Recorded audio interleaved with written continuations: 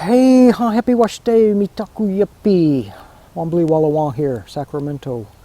I hope all of you are having a good day, or whatever time that you happen to be watching this video. If it's evening, I hope you're having a wonderful night. If you just woke up, I hope you slept well. But I want to talk today in this unification chat. You know, the whole thing with that I speak of, the vision that I'm sharing. Remember, it's not my vision.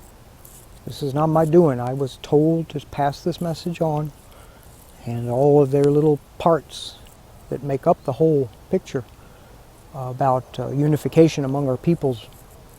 But the first step to that is returning to the old ways. We call in Lakota, Ehani Wichokha. And Ehani Wichokha, old ways includes, it's a given that it includes Ehani Wochekye, old spirituality. And so I'm going to talk about some things today, and in a way I want to be very respectful and mindful of the fact that there's a lot of natives out there who follow the old ways except in their spirituality and their spiritual walk.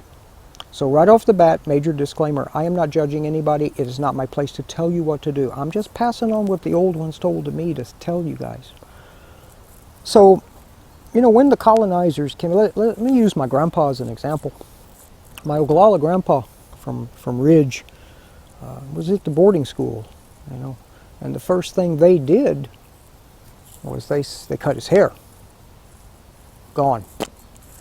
And they dressed him in funny Western clothes, so they all would look alike. All the kids in the boarding school would all look alike. And they made him no longer speak Lakota. He had to learn Washichiapi, English, the White Eyes language.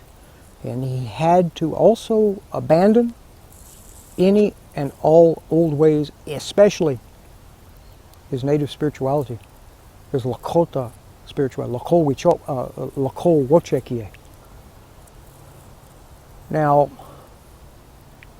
what happened was they replaced it with religion, with their Bible. And again, I'm not being disrespectful.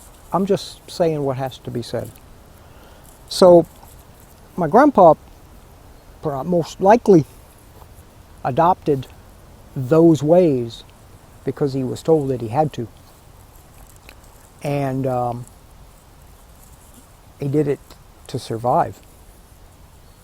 Now, I've been told that there was a well-known Lakota holy man.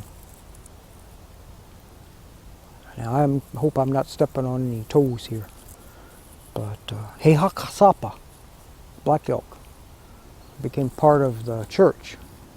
But I was told that he did that to appease them. He still practiced his native ways, but he did that to sort of get them off the track. I don't know if that's true or not, but that was passed on to me from an elder, and I can not see why it would not be true. How many of our people have done just that? But over time, our native relatives throughout Turtle Island, especially on the reses, if they've lost contact with the old spirituality, but they're trying to be very spiritual people, they gravitate towards the next best thing, what they grew up with. Look, I grew up in the Catholic Church, okay? I did. And then I deviated for a while, and I tried, the whole born again business, and the Baptist Church and the Church of Christ, and different sorts of things. Ended up going back to the Catholic Church, and it was in my earlier years, you know, many winters ago. But it was around 1985 that I really woke up, and I said, "There's something. This doesn't feel right." Yeah, I've been told you got to believe a certain way and follow the teachings of this guy, because if you don't, you'll go to hell. You know, and if you don't, believe in his name, you won't be saved. I grew up that way, but in 1985, suddenly it no longer made sense, and I hadn't even found my way to the circle. I'd not found my way back to Changalishka Wakanki, the sacred circle. I hadn't found my way to that. I knew I was part native at the time. That's how I described it, but I had no clue. So this was the only spirituality that I had, and then I just simply let go of it. And over the years, found my way back to the circle. And over the years, after 1996, 24 years ago, realized I'm a spiritual being. I'm part of creation. I am part of this. I'm part of all of that. You know, that's, it's like they're my relatives. They're absolutely my relatives. The trees, the vines, the sky, the dirt, all of that. I'm connected inextricably, big word there, meaning there's no way to be disconnected. I can't possibly be disconnected. It's not possible. So once I got that, you know, once I understood my connection to those winged relatives up there and all of Mitaku Yayasin, all my relations, I no longer felt I needed to be religious. Being spiritual is just being for me now. It's just being Lakota. And so that's makes me very happy that I realize I have returned to the old ways. Do I know all of the ceremonies? I know many of them. Have I attended several of them? Yes.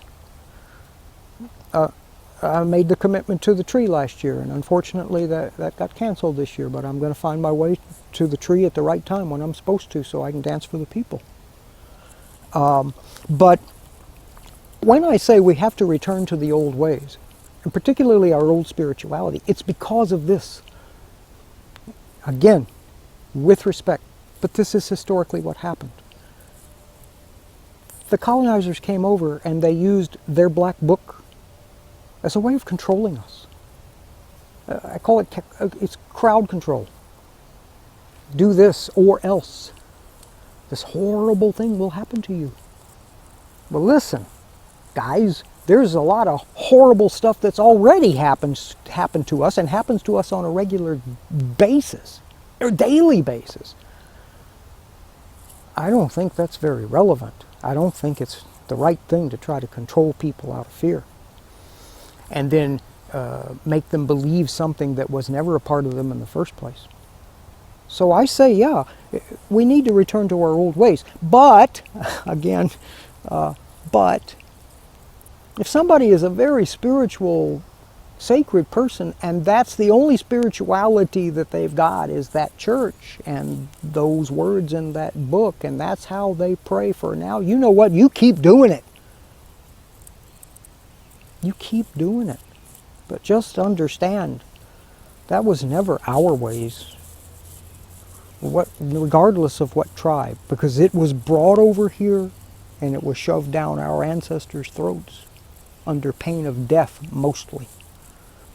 So I speak with a mild concern that I hope I do not offend anyone, but I have to say these things because I've been told to.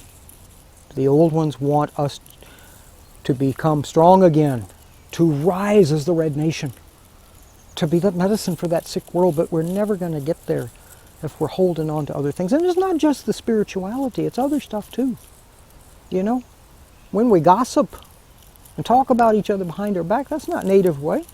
That's not anything about the virtues, the 12 or however many virtues you've got in your tribal nation.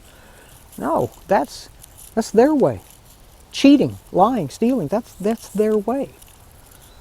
And things like, you know, fear, no. Arrogance as opposed to humility, that's their way. We need to let go of that stuff. Let go of that stuff. It's not about power. It's about being there for each other and coming together and becoming strong again and healing the generational trauma that we've got going on inside of all of us. And I got it in me. I feel it. So, again, in love and respect, I just urge you to consider, if you haven't done so, returning to the old ways. And those of you that are on that path, that Chanku Luta, Red Road, and that you follow your old ways, keep it up. Become stronger. And reach out to your relatives who are not there yet. Not in judgment, but in love and understanding, you know. Show them the sweat lodge if you have that, or the longhouse, or the earth lodge. Show them about the sage, sweetgrass, tobacco, and cedar.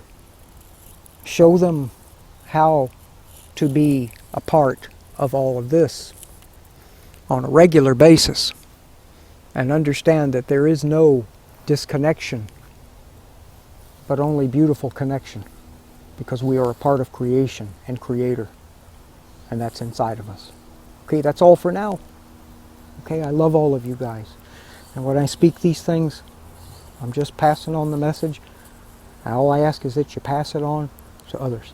Okay? Te chihi lapi, I love all of you. Tok shake.